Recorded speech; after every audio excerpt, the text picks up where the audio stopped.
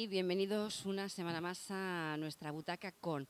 Volvemos otra vez a estar desde el Hotel Urdanilla. Ya veis que cada semana nos movemos un poquito, ¿no? Pues porque, bueno, nos gusta movernos y porque también la gente nos dice que nos pasemos por allí, ¿no? Y que hagamos allí también algún programa en diferentes sitios.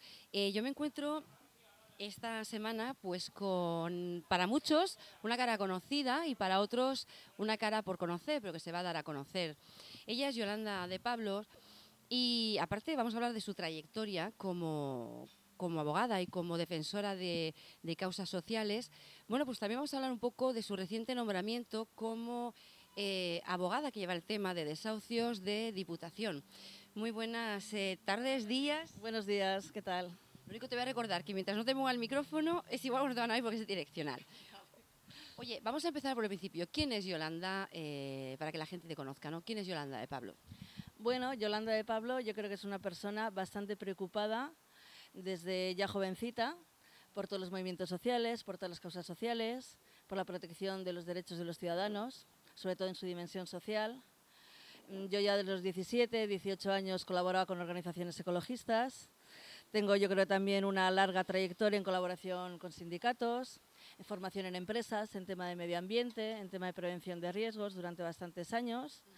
Y bueno, todo eso lo compatibilizaba con mi labor como abogada, también en el turno de justicia gratuita. Y siempre, desde luego, me han motivado mucho más los temas que tienen una dimensión social, que tienen un papel de protección hacia la gente en situaciones más complicadas. ¿Sí? Yolanda, ha ido creciendo, tú ves que desde que empiezas, sobre todo estos últimos años, ha ido creciendo las injusticias sociales por parte, vamos a hablar del poder, ¿vale?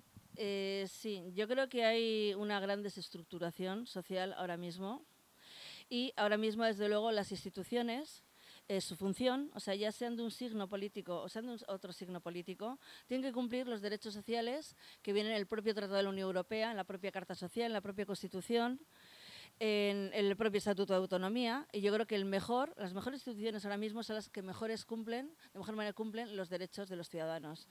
Y ahora mismo, como coordinadora del Servicio Jurídico Antidesahucios de Guipúzcoa, pues los compañeros y yo lo primero que hemos hecho es reflexionar sobre qué herramientas tenemos. Te voy a pedir que te pongas un poco, porque hemos visto antes, no, que gires las piernas, Sí. recuerda, es que hemos visto antes, porque el espectador en vez de escuchar lo que está diciendo, que es muy instructivo, va a estar preocupado de si se te mueve o no el vestido.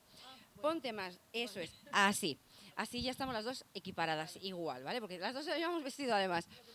Eso, perdóname que te he cortado, pero bueno, me parecía importante para que no estuviera más pendiente de se mueve, no se mueve. Yo soy espectadora también, entonces está uno más pendiente de ello. Que tú me digas que tú eres la que eres experta aquí en estas lides.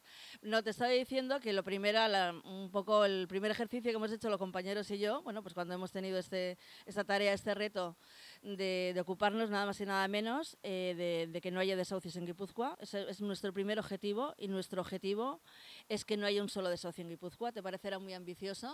No para nada, ¿eh? Pero como se decía en mayo del 68, ser realista y pide lo imposible. Sí, desde luego hay que negociar con la realidad. Son compañeros, además, los que he integrado en este equipo, con una gran trayectoria también en temas jurídicos de desahucio, en negociar con los bancos con muy buenos resultados. Incluso ahora mismo para mí la dación en pago no sería aceptable, lo tendría casi como un fracaso, porque es una pena que una familia dé al banco la casa y luego por dentro de 6 meses encuentre trabajo. Mira tú. El primero que se tiene que plantear que durante 30 años que dura un préstamo hipotecario, pues puede haber que esa persona se quede en paro, y así como el seguro de vida te lo hacen enseguida, el seguro de desempleo, sin embargo, no te lo exige el banco, ni siquiera te da la opción de que tú lo tengas. Y no puede ser que ese riesgo de quedarte sin trabajo durante 30 años lo suma solamente la parte más débil. Es un poquito lo que estábamos hablando hace un ratito, que nosotros mirando un poco qué instrumentos jurídicos y extrajudiciales también tenemos para poder negociar con los bancos, porque ahora vamos a hablar un poquito de cuáles son las funciones de este servicio jurídico, pues nos encontramos que el Gobierno central los ofrece nulos o escasos. El Real Decreto para deudores sin recurso, el que tanto se habla, que se dice en prensa que ofrece la dación en pago, no es cierto. Los requisitos para acceder a esa dación en pago son muy estrictos, se pueden aplicar solamente en muy pocos tantos por ciento de los casos, requisitos muy estrictos, tienes que cumplir por ejemplo, el IPREM. El IPREM es otro de los secretos a voces de este país. Tengo que recordarle que cierre las piernas porque es que yo estoy muy pendiente de todo y la veo que se va girando poco a poco y es que me parece tan interesante lo que estás diciendo que me parece injusto que estarían muchos pendientes del vestido más de lo que está pasando, ¿no? Vale. No, por ejemplo, estaba hablando que uno de los requisitos que exige el Real Decreto de deudores sin recurso es el IPREM, que es otro de los inventos que hay. El IPREM es un índice que, curiosamente, es mucho más alto que el salario mínimo interprofesional. Sí, porque lo lógico para poder acceder a una ayuda o para poder hacer estos requisitos, para que tú tengas derecho a la dación en pago al banco, es decir, que tú entregas la vivienda al banco y que te dejen en paz. Sí. Porque en este país, con una normativa que tenemos, que eso se lo dices a otros abogados de otros países de Europa y se piensa que somos tontos, te cogen la casa y encima te siguen machacando de por vida. Sí. Porque en realidad el dedo en la llaga, el artículo que tendría que modificar cualquier institución es el artículo de la Ley de Enjuiciamiento Civil, donde dice que la subasta es por el 60% del valor del bien. El valor del bien. Eso es un escándalo. Eso en el Código Penal se llama enriquecimiento injusto y se llama también maquinación para alterar el precio de las cosas. Si hemos dicho que ese inmueble valía tanto, ¿cómo que usted me lo saca a subasta por el 60%? Con lo cual se paga solamente una parte de la deuda y te siguen machacando de por vida. Pero entonces yo pregunto una cosa. Si por encima de la ley no hay nada, ¿cómo es que puede haber una ley que contradiga otra ley? Y que además esa ley esté a favor siempre de los más poderosos, en este caso bancos, y gobiernos que amparan a estos bancos, pero luego no se aplique esa otra ley que tú estás diciendo para enjuiciar al banco. Sí, no, por una parte está la ley de enjuiciamiento civil, que bueno, es una ley de 1800 y pico, en el que se sigue manteniendo, después de las últimas reformas que ha habido en mayo de 2013, por toque de la Unión Europea, claro, al Gobierno Central, no por otra cosa, se ha modificado la ley de enjuiciamiento civil, se ha modificado en cuanto que antes decía que si tú no pagas una cuota, el banco ya podía poner una demanda de ejecución hipotecaria, ahora tiene que haber por lo menos 3 cuotas, pero lo que todo el mundo esperaba que se modificara, que se te llevan la casa por el 60% de su valor en una subasta, eso no se ha tocado. Paralelamente y con el mismo rango de ley, se hizo este Real Decreto para deudores sin recursos que establece unos requisitos leoninos para que tú puedas acceder a la dación en pago. Uno de ellos pone como referencia tener ingresos varias veces, no tener ingresos varias veces superiores al IPREM. Y lo que te decía, que el IPREM, curiosamente, está unos 200 y pico euros por encima del salario mínimo interprofesional. Es muy curioso porque, claro, se tenía que tener en cuenta como referencia el salario mínimo interprofesional. Pues han inventado esto, que se llama IPREM, que es 200 euros por encima, que es el baremo mucho más alto que lo que tú realmente tienes de ingresos y lo que se considera un salario mínimo para poder acceder a estas ayudas. Aparte, bueno, de otros requisitos, que no es el momento quizás ahora de exponerlos, que son bastante fieros. Y luego, lo que fue una cosa insólita con este Real Decreto, es que el primer caso, yo creo, en derecho europeo, y parte del extranjero, en el que una de las partes del ámbito de aplicación del Real Decreto, es decir, los ciudadanos y las entidades financieras, a los ciudadanos se les aplica y las entidades financieras las que quisieran adherirse. Es como si dirá, con el nuevo Código Penal me adhiero o no me adhiero. O sea, yo te robo en tu casa y mañana ya veré si me adhiero. Claro. Lo mismo. Oye, una cosa, a ver, y es muy curioso porque normalmente cuando en un banco te concede un préstamo, y bueno, tal y como está hoy en día la vida, por desgracia te quedas sin, o uno de los miembros se queda sin poder trabajar, y entonces, bueno, baja el nivel, no se puede llegar. Es curioso porque el banco, la pregunta que quiero formularte es, ¿cuándo corre riesgos el banco? ¿Nunca? El banco no corre ningún riesgo. ¿Qué riesgo va a correr el banco? Pero es que, lógicamente, si el banco te da un dinero tal y como está hoy en día las cosas, te pongo el caso, un parado, y le llama a un banco para decirle que le han dado un préstamo, que le ha tocado como si le tocara la lotería, ¿no? Pero ese préstamo está dándosele a una persona que está en el paro. ¿No corre ningún riesgo el banco? Hombre, hoy en día ya los préstamos, ya no, gracias a Dios, ya nos están dando como piruletas, porque hace unos años... Pero yo te estoy hablando de un caso real, y se le dio en el paro. Sí, no, se ha estado abusando de dar préstamos con unas cuotas que eran por encima incluso del 80%, yo lo he visto, el 90% de los ingresos de la familia. Eso era todo un regalo envenenado. Eso es todo un regalo envenenado. Y encima, los ciudadanos aquí en este país, en vez de decir, oiga, usted me lo da, bien, 80%, pero yo me hago la pregunta si voy a poderlo pagar o no voy a poder pagar. Lo cierto es que muchas veces hay gente que da en el préstamo, vamos, casi lo ha celebrado, cuando en el sentido de tener una cuota tan alta no ha sido para celebrarlo. Quiere decir que también quiero decir que se han aceptado, se han dado muchas veces préstamos que se sabía que las familias, y más en un plazo de 30 años, que en 30 años puede pasar de todo, pues se ha aceptado, se ha dado, pero claro, los bancos sabían perfectamente que con una cuota tan alta en cualquier momento es muy probable que esa persona no pague. Y riesgos el banco se va a llevar la casa y va a estar a la que tú tengas ingresos en cuentas o que vuelvas a trabajar, no la vas a levantar cabeza de por vida. Es una vida hipotecada, ya no es una casa hipotecada, es una vida hipotecada. Ahora mismo el entramado jurídico que tenemos es para que una vida se hipoteque. Y eso no tenemos que olvidar que sí es verdad que el derecho a la vivienda está en el capítulo 3 de derechos. Sí, pero es un derecho que no es fundamental, No, con lo cual no puedes demandar al Estado. No, es verdad que está en el capítulo 3. No, la ley de vivienda vasca lo pone como un derecho subjetivo, porque el artículo 47, aunque está en el capítulo 3, pone que los ciudadanos tienen derecho a una vivienda digna. Y es contundente. A ver, no tiene recurso de amparo. Eso sí, no tiene recurso de amparo y tal y cual, pero hay que defenderlo ante los tribunales y por los poderes públicos. Y luego también está el hermoso artículo 10, que dice que la dignidad presidirá todos los derechos de este capítulo.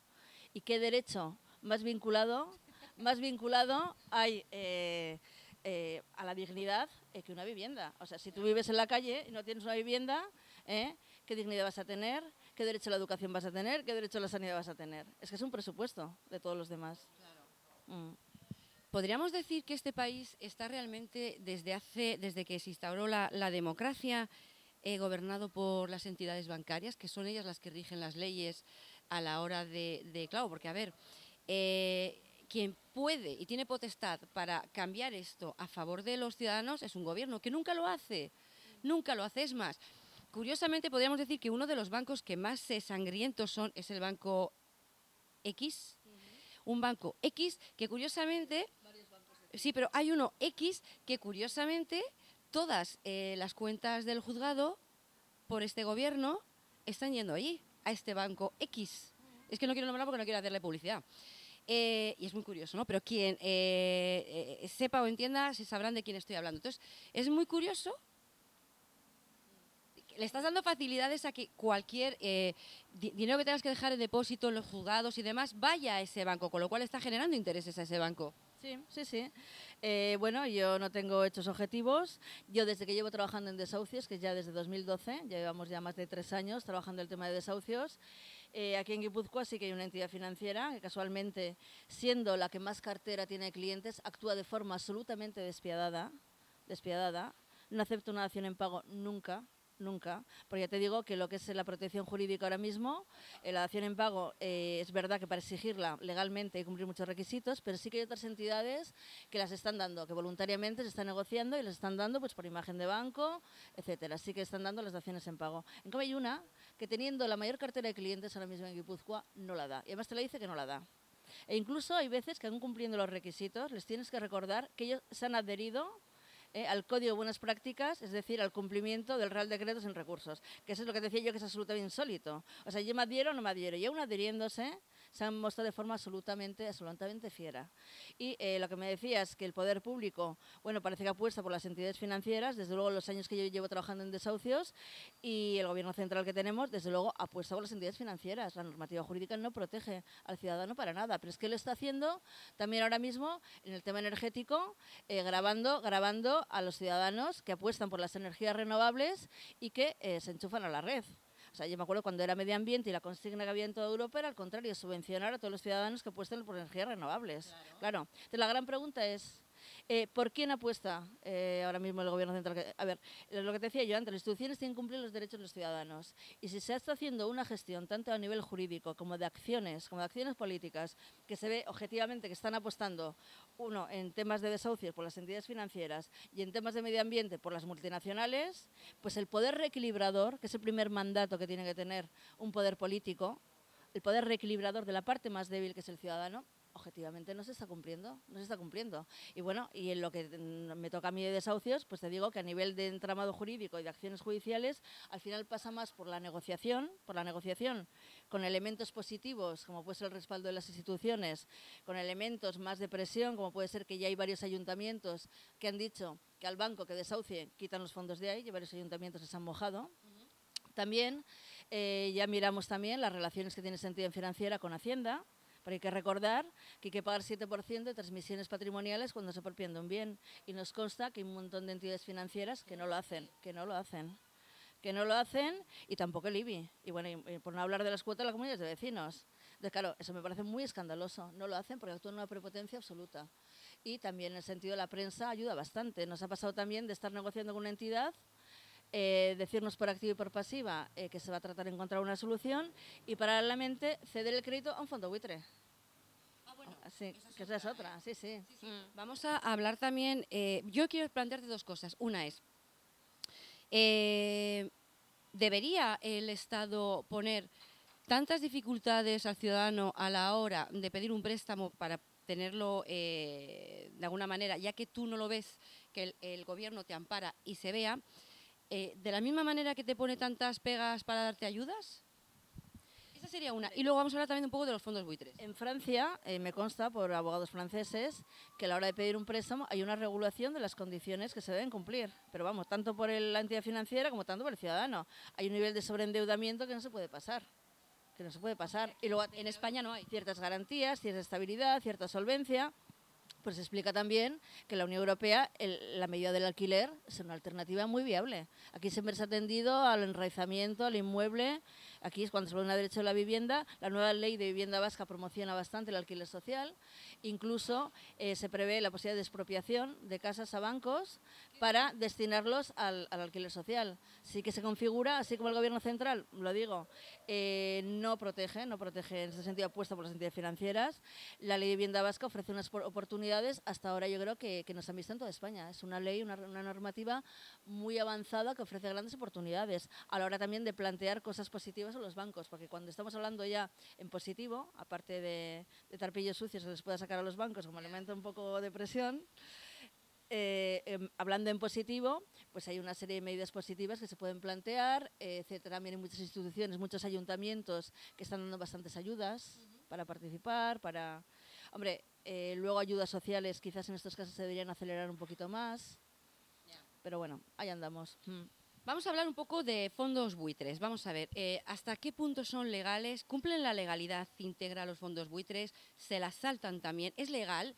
Porque esto me recuerda mucho, perdón, a los años 30 de Estados Unidos, en las que si no me pagabas a mí, se lo vendía a un gángster, que el gángster, vamos, iba a encargar de cobrarte sí o sí, porque eso, o te amenazaba con tu familia. Entonces, a ver, no estoy diciendo que ellos lo hagan, no estoy hablando de que...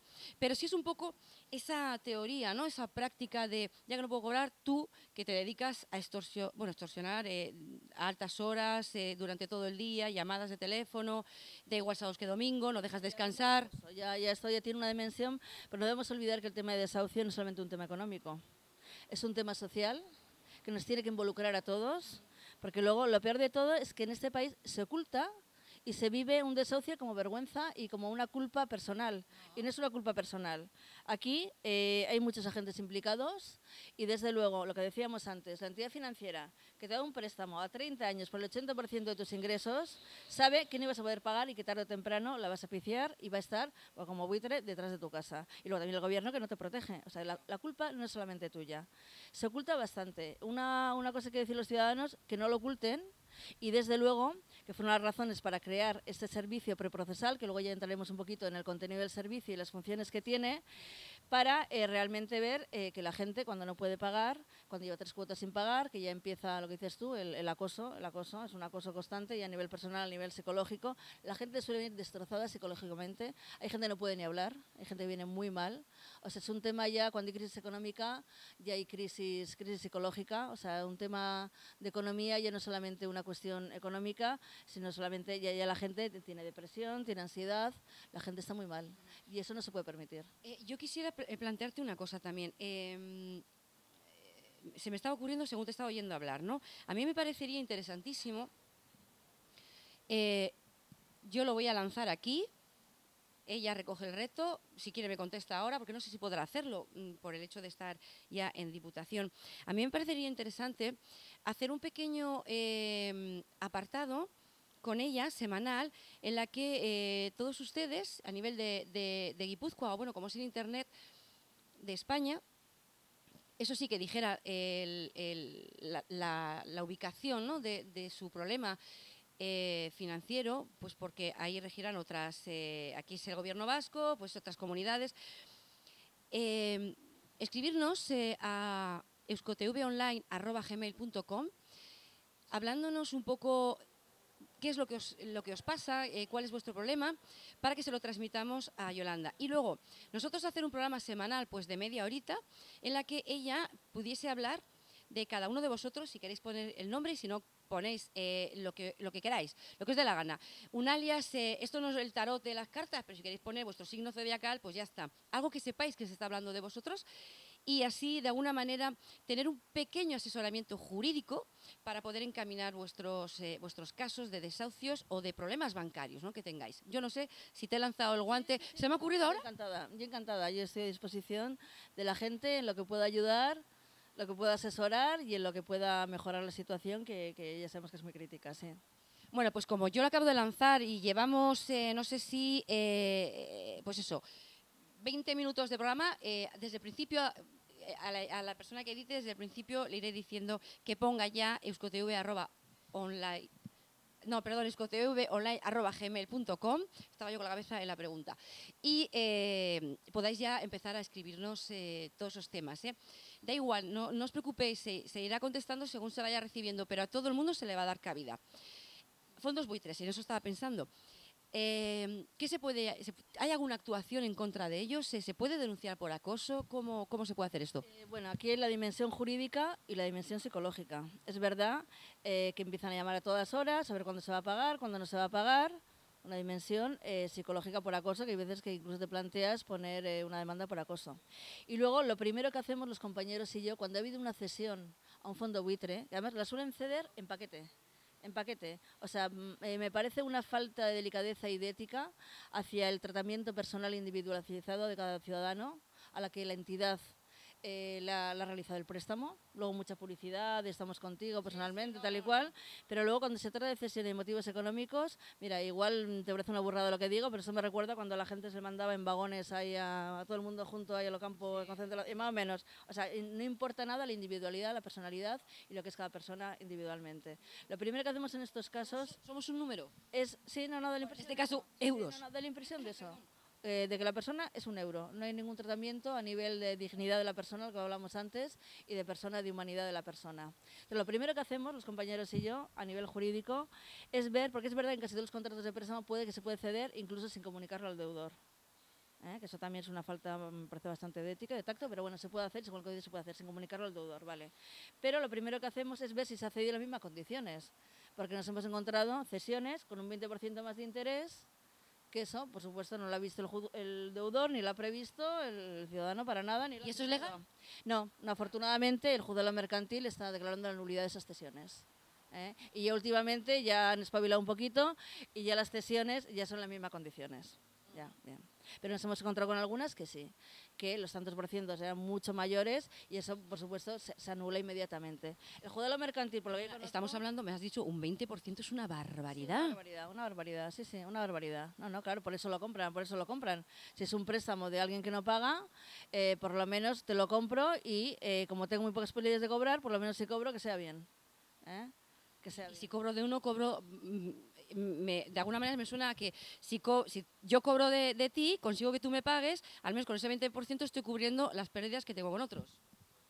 Que no me van a pagar. Bueno, el fondo buitre lo compra, por supuesto, para lucrarse, no va a perder dinero. Sabe que compra un préstamo complicado y muchas veces por eso, claro, pone un tanto por ciento de interés que es muy alto. Pero la ley no dice que no hay a ver si recuerdo bien, que era el hecho, además tú lo has dicho muy bien, ¿no? Si a partir de un tanto por ciento se supone, si superas ese tanto por ciento ya es delito porque es usurería. ¿No existe ya esa ley? Bueno, no estamos hablando ya en cesiones, estamos hablando ya en lo que es el interés de demora. Aquí, por ejemplo, el banco, la entidad financiera que más opera en Guipúzcoa, tiene un interés de mora de nada más y nada menos de 17,25%, que es allá hay varias sentencias en Guipúzcoa desde hace ya varios años, incluso anteriores a la ley de mayo de 2013, que ya ponía como interés máximo 3 veces el interés legal, como interés de mora, que es el 12%. Y a partir de ahí ya las entidades financieras sí que de motu propio, porque sabían que si no se iba a ir al tribunal y les iban a zumbar y se iban a zumbar costas, ya lo bajaron 17,25 a 12%.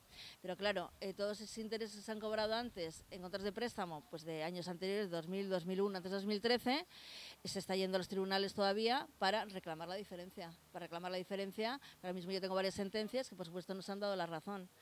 Porque en aquella época el interés legal, no te olvides, andaba 4 o 5%. Y 17,25 era una barbaridad. E incluso también en préstamos personales se estaba metiendo 25, ahora mismo también hay demandas de nulidad de interés de mora de préstamos personales que también son absolutamente abusivos. Y luego también no nos olvidemos que hay préstamos personales que ponen como garantía la vivienda también. Fíjate, la deuda no prescribe, ¿verdad? La deuda no prescribe, depende de qué acciones. A ver, un contrato, la acción de prescripción es 15 años. Pero yo una vez hablé con un abogado y me comentó que hay deudas que no prescriben. O sea, en el momento en el que tú tienes dinero... Puede interrumpir la prescripción siempre.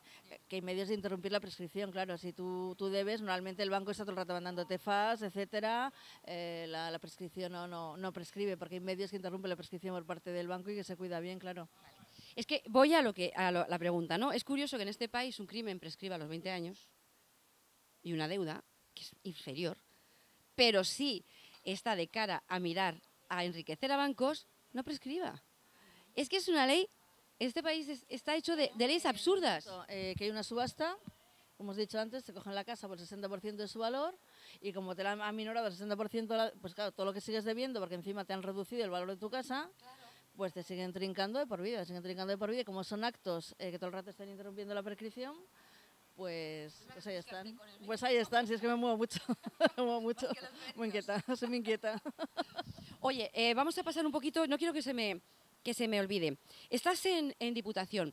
Ah, por cierto, a mí sí que me interesaría saber, ¿se ganan pleitos bancarios? Por supuesto, por supuesto. Pero no se da publicidad. Eso es importante que sepáis. Se ganan a bancos, con lo cual, por favor, recurrir a lo que vamos a hablar ahora. Estamos hablando aquí del País Vasco. Yo sé que esto se pone en internet y yo sé por lo que nos escribís, de bastantes puntos de España, ¿no? Y de verdad, que la gente que nos escribís detrás del charco, que nos veis y tal, que sí, pero que es que yo no sé cómo están las leyes ni muchas de las cosas que ocurren ahí, que os ponéis muchas veces en contacto con nosotros para colaborar, pero claro, Venezuela, pues no nos podemos desplazar el equipo allí, ¿no? Entonces, vamos a hablar de esto, recordar, es en el País Vasco, pero diputaciones hay en varios... estamos hablando de Guipúzcoa en este caso, ¿no? Diputación de Guipúzcoa. Pero de Euskadi, porque estará Diputación de Álava y de Vizcaya, pero que funciona exactamente igual. Yo la pregunta que quiero que digas, ¿qué funciona? ¿Cuál es el mecanismo? Y qué es un arma que el ciudadano tiene en su poder, gratuita además. Eso es. Este servicio jurídico antidesahucios tiene sus antecedentes ya hace 3 años, cuando unos compañeros que estábamos colaborando en colectivos antidesahucios en Guipúzcoa, propusimos al Colegio de Abogados la creación de un turno preprocesal. La idea era que antes de que esperar de que llegara la sangre al río, que se dice habitualmente, de que tú ya recibes ya la demanda ejecutiva del banco, tratar de, si te quedas en paro, si no puedes pagar por lo que sea la hipoteca o llevas varias cuotas impagadas, tratar de negociar con el banco. Ha sido la primera experiencia en toda España, y no sé si existe alguna más, que a nivel preprocesal, antes de que venga la demanda judicial, se haya puesto a la persona un abogado para acompañar al banco para negociar. Para negociar, pues reestructurar el crédito, alargar el crédito, pagar solo intereses, una serie de abanico de posibilidades de propuestas según también la situación de cada persona, si es probable que vuelva a tener ingresos, si no es probable, qué recursos nos ofrecen los ayuntamientos, formas de presión al banco, etcétera. Y desde luego se han logrado bastantes buenos resultados. Lo único que la verdad es que el año pasado no se recurrió demasiado a este servicio. Es que eso quería preguntarte. Tú me has hablado de un tanto por ciento de desahucios y en cambio solamente es es ínfimo el número de personas que han sabido recurrir a... Porque no se ha conocido ese turno. No se ha conocido ese turno. Sin embargo, Coméntame la cantidad, sí, para que la gente lo sepa. solamente, según me han dicho, 16 personas en toda Guipúzcoa el año pasado. Pues en el periódico salía que había habido unos 3 desahucios por semana. 3 desahucios por semana. Con lo cual, conclusión, la gente no lo conoce. La gente no lo conoce. Es que hasta ahora la mecánica del servicio era, la persona pedía a través de los servicios sociales lo comunicaban a la Diputación, que era quien financiaba, y servicios sociales lo comunicaba el Colegio de Abogados para que pusiera un abogado. ¿Cómo tendrían que hacer ahora? Ahora, sin embargo, el servicio jurídico depende directamente de Diputación. O sea, tendría que ir a Diputación. No, tiene que ir a los servicios sociales del ayuntamiento. La mecánica es, quien se ve en esta situación va a los servicios sociales del ayuntamiento lo comunica a Diputación y Diputación nos lo comunica a nosotros y nosotros nos ponemos en contacto con los servicios sociales y la persona. Esa es la mecánica ahora, que yo creo es mucho más dinámica, más certera y más rápida, al depender ya directamente del servicio jurídico de Diputación. Y desde luego ahora mismo, yo creo que la Diputación ya ha mandado un comunicado a todos los servicios sociales. De todas formas, falta por hay una reunión inicial de puesta en marcha del servicio que todavía no se ha producido, que esperemos que se produzca antes de agosto, en el que ya será publicidad.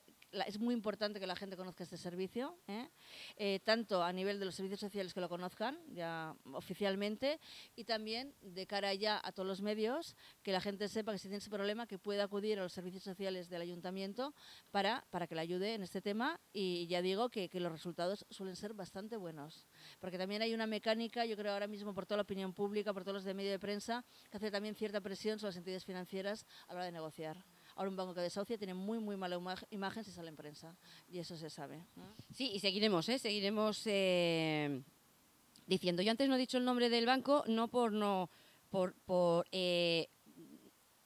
cohesión con el banco, sino porque precisamente no quiero darle publicidad porque es quien genera cuentas para el gobierno en todos los juzgados de España. Entonces, sinceramente, no me da la gana darle publicidad, que se supone que la tiene él ya sola y que paga. Una cosa, podríamos ya tranquilizar al ciudadano porque siempre hemos sabido en la mente de cada ciudadano era que los mejores abogados jurídicos en tema bancarios, claro, los absorbían los propios bancos, con lo cual no te podían defender porque defendía al banco. Pero podríamos tranquilizar al ciudadano diciéndole que ya existe buenos abogados a disposición y además de forma gratuita para el ciudadano. Hombre, yo cuando he presentado el proyecto de Diputación, y yo creo que si no lo han adjudicado frente a otras ofertas y otros proyectos que había, es que desde el principio hemos apostado por la transparencia y por la eficiencia. Porque incluso las bases, el pliego técnico que había era de un solo despacho, de una sola empresa, que se adjudica, que si realmente ahora se conoce el servicio, y realmente ahora mismo, en semana y media que llevan puesto en función el servicio, ya hay 5 casos. Ya hay 5 casos, con lo cual si esto sigue así, la avalancha de trabajo va a ser muy alta y ojalá que un solo despacho se pudiera ocupar. Yo quiero que realmente haya un servicio que funcione y que realmente atienda las necesidades de forma eficaz y de forma disponible y accesible al ciudadano. Para eso mi apuesta fue convencer a 5 compañeros, aparte de mí, que yo sé que trabajan el derecho hipotecario, porque el derecho hipotecario es verdad y el derecho bancario no lo trabajan todos los abogados, es una parte muy específica dentro del derecho civil, que yo sé que trabajaban en este tema y situarlos también estratégicamente, geográficamente en todo el territorio de Guipúzcoa para que cualquier persona pudiera tener un abogado en este sentido cerca. Y además, incluso cuando vi el proyecto de condiciones técnicas, me entrevisté con el estamento técnico de Diputación para decir si esta posibilidad valía. Más que un despacho que podría subcontratar pues a quien él viera de forma un poco hasta casi arbitraria para ponerle, apostar desde el principio por garantizar 5 despachos que trabajan este tema y que van a estar cerca del ciudadano. Y yo creo que ha sido una de las claves para que se adjudicara el servicio, sobre todo aparte de la calidad, más o menos calidad técnica que pudiera haber, la apuesta por la eficiencia, por la accesibilidad y por la transparencia. Sí.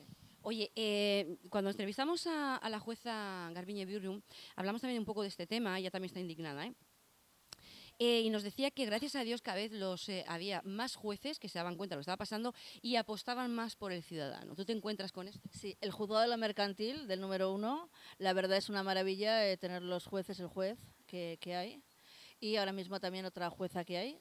También, la verdad, están dando la razón a los ciudadanos, están protegiendo a los ciudadanos.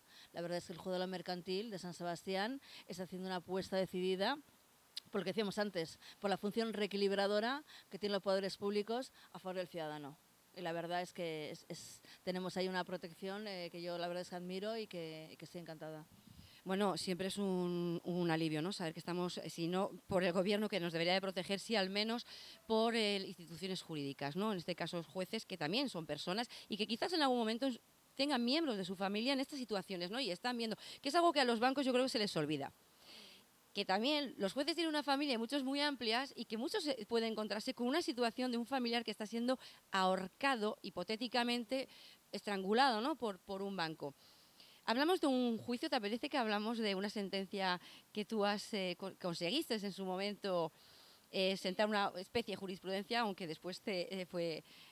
como siempre hablamos de organismos del Poder Judicial y están unidos al Gobierno, y el Gobierno siempre mira por los bancos. Hombre, también te digo que la Audiencia Provincial, en cambio, nos tiene un poquito desencantados. Claro. La Audiencia Provincial está revocando casi todas las sentencias del Juzgado de lo Mercantil, que están dando la razón a abogados de colectivos, a mí y a otros compañeros, en cuanto a la devolución de intereses ordinarios, que, bueno, pues que el banco con la mayor cartera de clientes aplicaba no el Euribor, aplicaba un interés ordinario que era muchísimo más alto y, bueno, pues había varias sentencias que ordenaban del Juzgado de lo Mercantil devolver la diferencia entre el Euribor y ese otro índice que se llama IRPH, que es mucho más alto.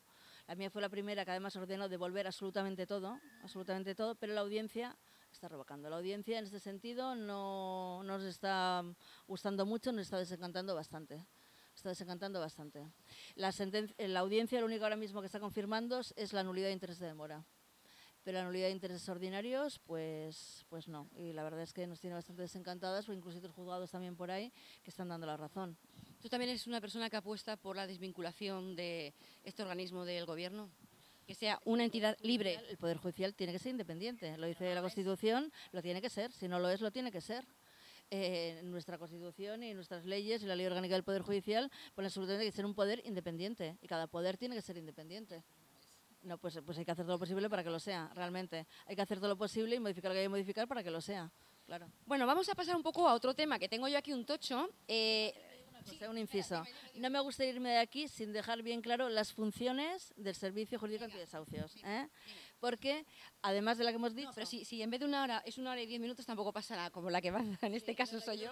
Es el objetivo, además, principal de esta entrevista, que la gente que tenga algún problema de este tipo sepa las funciones del Servicio Jurídico Antidesahucios. Hemos dicho que es para cuando dejas de pagar una cuota, tienes varias cuotas impagadas, para que te va un abogado para negociar con el banco, pero también asiste los casos en que no se ha dado ya gente ya en sede judicial, no se ha otorgado la justicia gratuita, a veces por razones tan pragmáticas como que te falta tal papel y te ha pasado el plazo para juntar tal papel, que suele pasar, que no llegas por poco, o sea que igual tienes ingresos o tenías, pero también tienes una propiedad, tienes no sé qué local por ahí, o tienes no sé qué inmueble...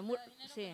Eso, pues al final por esas razones no se otorga la justicia gratuita, o también hay veces que es señalada fecha de subasta, viene la gente una semana antes, suele pasar, y hay veces que quien dice que como para la subasta no hace falta abogado, pues no se suspende el plazo, no se suspende la subasta o pedir la justicia gratuita, porque para la subasta no hace falta abogado. Eso ha solido pasar. Y dice, bueno, sí, claro, señor del juzgado, pero es que yo quiero ver si todo el procedimiento se ha realizado en condiciones de forma y en condiciones de fondo, porque se puede declarar nulo todo el procedimiento ya no, y por consecuencia la subasta, claro. Entonces, para esos casos, que son muy urgentes y que están ya en sede judicial, pues también habría algún compañero del servicio jurídico que asistiría a esta persona, también, en este caso también. La idea es que nadie que pueda tener un problema de desahucio quede desasistido. Y luego, por supuesto, el colegio de abogados, y en sede judicial, lo normal, en justicia gratuita, es que haya los abogados del turno civil que asisten en ejecución hipotecaria. O sea, el colegio de abogados también sigue asistiendo en sede civil en lo que es la vía judicial. O sea, nosotros actuamos en vía judicial de forma excepcional,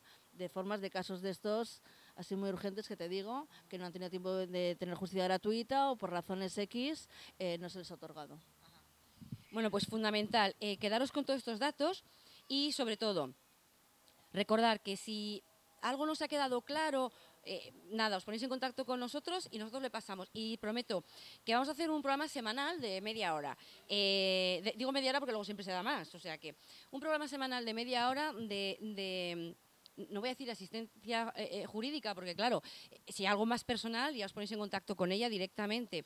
Ella ya nos facilitará también en ese programa su dirección de correo o lo que ella quiera para que os pongáis en contacto con ella. Pero al menos, por lo menos, acabo de hacer una redundancia.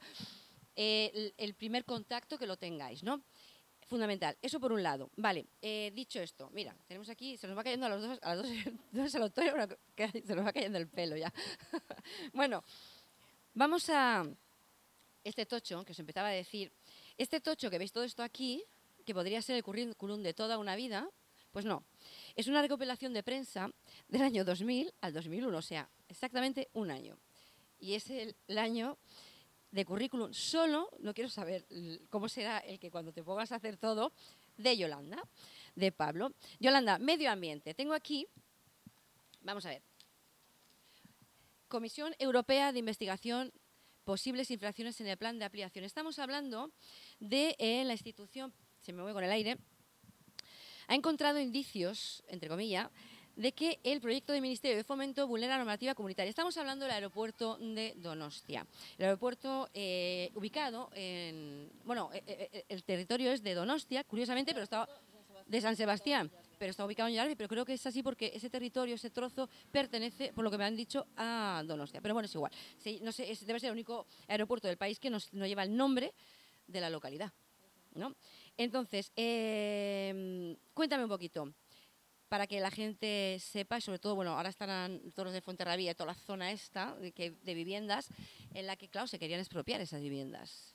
Bueno, sí, se querían cargar literalmente un barrio entero, una variante construida, un parque ecológico que tenía la máxima protección europea. Es que en este país, yo digo que la propuesta política se hace como quien saca conejos de la chistera. Ala, se levanta el político de turno, mañana voy a hacer esto. Sin tener en cuenta las repercusiones que puede tener una acción sobre otras acciones y otras decisiones ya tomadas. Quiere decir que cuando se toma una decisión es muy importante ver las repercusiones que puede tener en otros ámbitos, como la teoría esta del efecto mariposa. Claro, puede tener decisiones de cataclismo en otros ámbitos, y es un poco lo que pasó con esto. Se despertaron en el gobierno central diciendo, ala, vamos a ampliar el aeropuerto. Si tienen en cuenta costes, si tienen en cuenta si realmente va a haber beneficios, pues no, nosotros como ampliamos, como es más grande, pues tendrá más empleo. En esto nos recuerda todas las autopistas que se han hecho en España, todas las autovías, todos los aeropuertos que no se han inaugurado 5 años más tarde. En plan, obras faraónicas, porque a veces el empleo está en las pequeñas cosas, las pequeñas empresas. Pues aquí vamos a ampliar, porque vamos a ampliar. Bueno, claro, aquí lo que dices tú, o sea, en la expropiación de un montón de viviendas, se cargaron un barrio entero, una variante que se acaba de hacer, y también había un parque ecológico que en ese momento tenía la máxima protección de la Unión Europea, en cuanto que era un espacio de anidación y de migración de paso de aves, y también había un montón de especies en peligro de extinción únicas en el mundo. Desde luego, por parte aquí de los poderes de ayuntamientos y tal, tampoco se hizo una labor de estar, porque la Asociación de Vecinos, claro, está muy preocupada, por supuesto, como no podía ser de otra manera. Tampoco se hizo un apoyo así muy decidido, muy... Yo me impliqué, yo por lo menos tengo que decir, y ellos lo saben, me impliqué mucho en el tema, en la plataforma contra la ampliación del aeropuerto. Y desde luego a nivel legal, la herramienta más feroz que había, más contundente que había, era la de tipo medioambiental. Entonces, a través de una parlamentaria del Parlamento Europeo muy sensibilizada en temas ambientales, que de hecho fue ministra de Medio Ambiente, logramos ponernos en contacto con el propio Parlamento y con la propia Comisión Europea para examinar todo el plan director que había de ampliación en ese momento y todas las irregularidades que había, que las había a patadas, o sea, la evaluación de impacto ambiental, bueno, un montón de cosas que no me voy a poner, ya hace bastantes años, había un montón de irregularidades que lo hacía inviable, Y al final, no sé si por esto o por más cosas, que a día de hoy el aeropuerto no se ha ampliado. Y esperemos que no se amplíe, porque es que luego hubo estudios de rentabilidad que a nivel económico tampoco era rentable. Sí, porque además creo, si no alguien que me corrija, pero es uno de los aeropuertos más caros del país. O sea, los que vivimos aquí nos vamos a Bilbao, nos vamos a Pamplona, a cualquier otro lugar que nos sale mucho más barato viajar en avión que desde Fuenterrabía, porque es es impensable viajar. Algo que es... viaja en avión, sí, viaja en avión, pero vamos... Hombre, yo creo que ahora mismo la flota de aviones que hay y los viajes que hay, bueno, pues son para lo que hay, es un aeropuerto modesto, para los viajes que hay, pues a Madrid, a Sevilla, no sé dónde hay, con los aviones que hay, pues se puede pilotar bien y es lo que hay, pues para los vuelos que hay, no es un gran... Sí, pero a unos precios que vamos, de escándalo, ¿eh? Porque para viajar a Madrid que te cueste 300 euros... Uh-huh. Oye, la verdad, tengo que decir que no suelo utilizar mucho. Yo me muevo más en tren y en autobús. El avión no lo suelo utilizar mucho. Tampoco soy la persona más idónea para hablar. A ver, yo reconozco que me da pavor volar, pero lo supero, ¿no? Eso es un reto personal. Entonces, a veces que he tenido que ir a Madrid y bueno, pues te urge el tiempo, vas en avión, pero es que no, es impensable. O sea, son 150 y 150 de vuelta y dices, ¿cómo? O sea, ni el ave. Uh-huh. Bueno, esto es un tema ya de rentabilidad de las propias tarifas y tal. Yo creo que es un tema ya para estudiar la parte, sí. No, pero bueno, te vas a Bilbao, por ejemplo, por 150 vas y vienes. ¿No? O sea, estamos hablando de uno de los aeropuertos más caros. Bueno, yo quería comentarte... Espera, vuelve a repetir, porque se le olvida que si no tiene el micro, sí. Y yo me quedo escuchando la embobada y no se lo pongo. Sí, digo que quiero decir que eso será traer compañías a menor coste. Eso ya es otra batalla, otro debate que ya es interno del propio aeropuerto y sí. O las que hay... Compañías a menor coste, que hay cierta competitividad estaban entre ellas para bajar los precios, sí. O las que hay tampoco quieran ganar tanto. Sí, pues también, pero es un tema ya del que esté en transporte, la competencia de transportes y tal, pues es un tema ya más de transportes, yo creo, sí. No sé cómo vamos de hora, voy a echar un vistacillo, bueno, nos queda todavía unos 14 minutos. Bueno, comenta muy poquito, el medio ambiente, tú tienes aquí también, fue una de tus máximas preocupaciones el medio ambiente, ¿no? ¿Cómo ves? El tema, me refiero a, ¿crees que se están haciendo por parte tanto de los gobiernos centrales como autonómicos todo lo posible o...?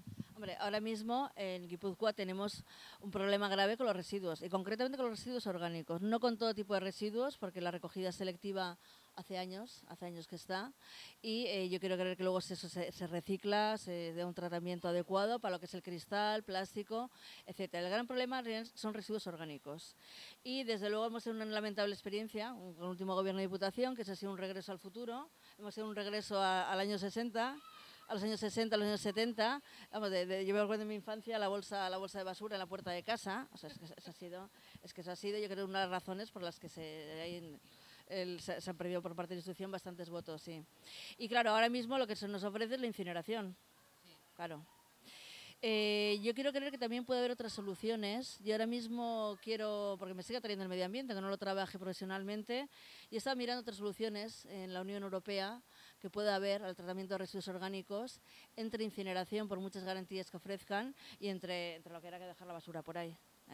Yo un poquito ahora mismo como enriquecimiento estudio personal quería mirarlo, quería mirar si realmente hay otras soluciones, etcétera. Por la incineración tampoco parece viable.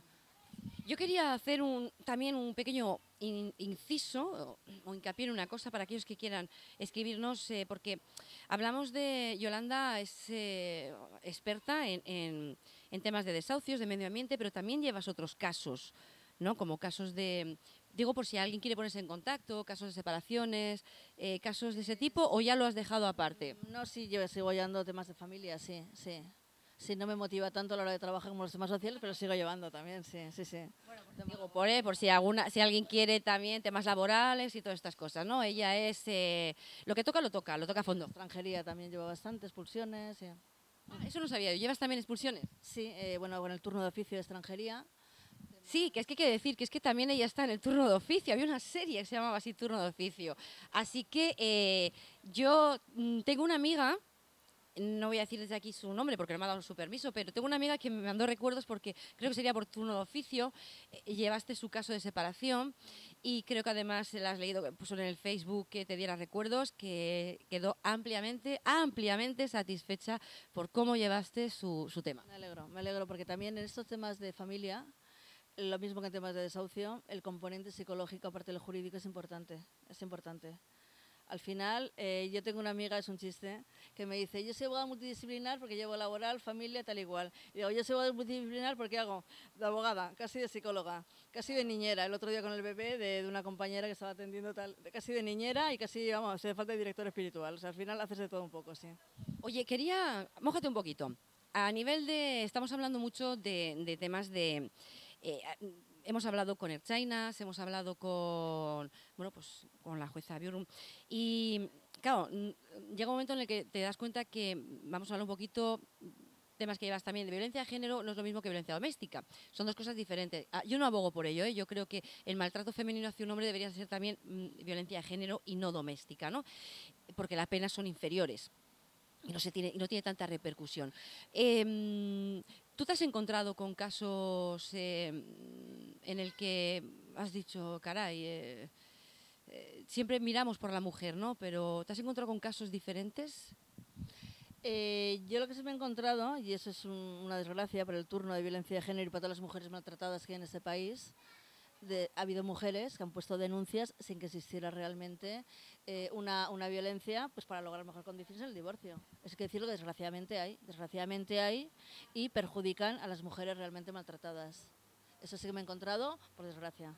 Yo sí que quiero hacer un pequeño, si me permites, alegato en este tema, porque a mí me toca de cerca.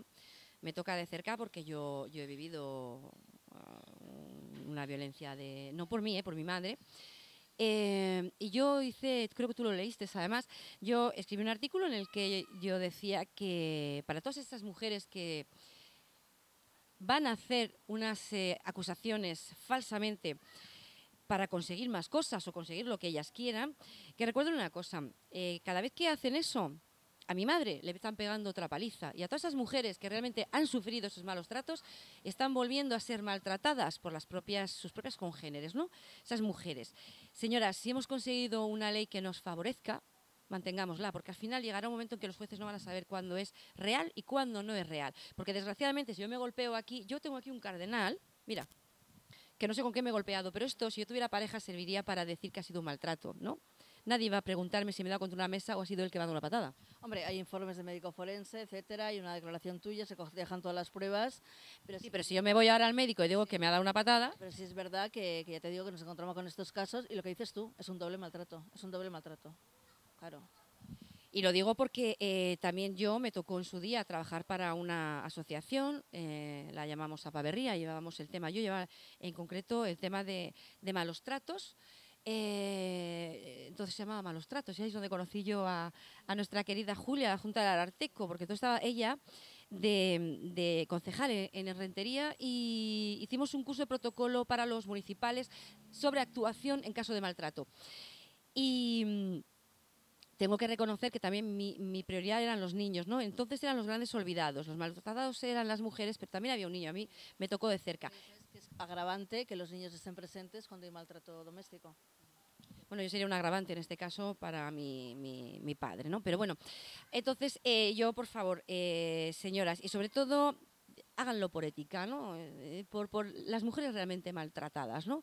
Que yo creo que yo haría un llamamiento, ¿no? Yo abogaría porque haya una unión de mujeres maltratadas y gente que hemos padecido eso en contra de esa usurpación, ¿no? De situación, que además es que no es agradable.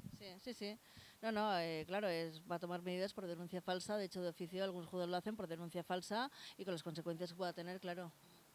Es curioso porque yo que he trabajado con ellas, a ti te habrá pasado, no voy a dar indicios para no dar pistas, pero hay componentes claros que se dan en una mujer maltratada, que desgraciadamente las que denuncian falsamente no lo saben, ¿no? Yo cuando me venía una mujer maltratada para que le asesorásemos y le llevásemos, teníamos una abogada que también le llevaba gratuitamente y pudiera ayudarles, yo había cosas que enseguida detectaba que era realmente una mujer maltratada, porque había ciertas pautas que todas llevan, que cuando no se es, no se tiene, ¿no? Y no voy a dar pistas para no dar. Pero bueno, imagino que tú te darás cuenta. Luego, fuera de cámara, se lo voy a comentar.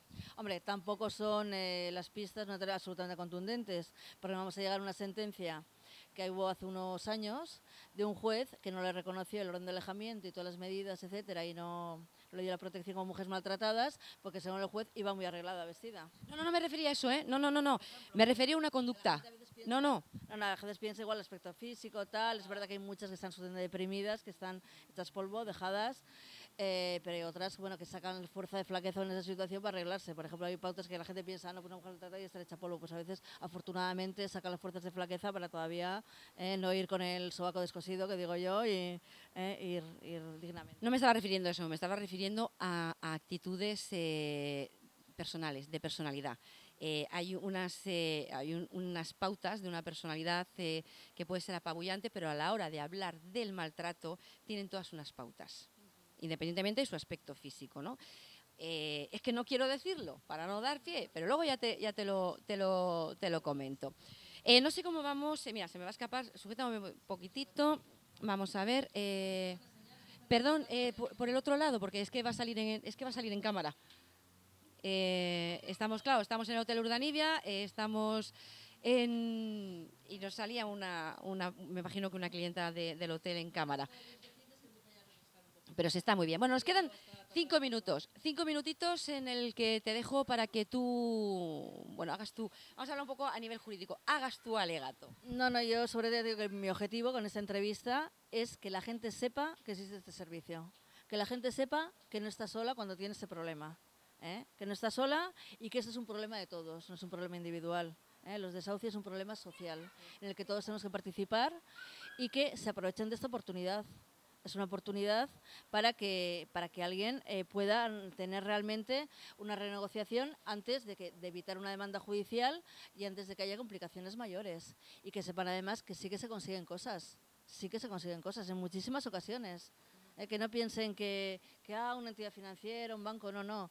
A nivel judicial, los juzgados están empezando a cascar. Yo creo que hay una ola por parte de los propios periodistas, de los medios de comunicación, una presión social ya a las entidades financieras para que cambien la actitud. Y a nivel de negociación se están consiguiendo cosas, están consiguiendo muchas cosas. Hoy, a día de hoy, ya queda muy mal que se sepa públicamente que tal entidad financiera ha desahuciado. Entonces, bueno, somos contra a veces que se bloquee un poquito la negociación entre qué tal pero no, que se puede perfectamente hacer cosas. Bueno, pues ahí queda dicho. Nosotros recordamos cualquier tema, cualquier cosa que queréis hablar con ella, a euskotvonline@gmail.com.